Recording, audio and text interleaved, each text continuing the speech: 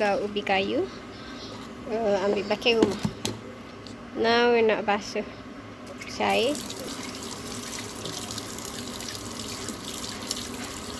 And next we're gonna cut it into smaller parts like this, and this. Let me try it.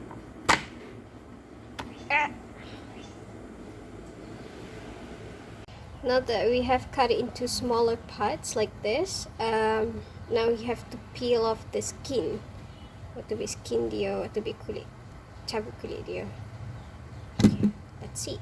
After that you have peel, you wash it again, bersihkan, clean it, and then put it in the water. And then now we're gonna boil this up.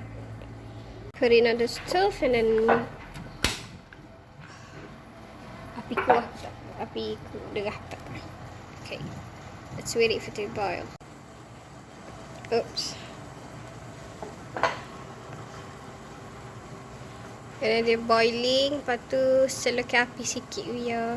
Oh, lupa nak air dia kena ubah garam juga. Secukup rasa. Okay, dah siap dah ni. Kali cocok ya lembut macam acur dah ni benar. Boleh makan dah, boleh tutup api.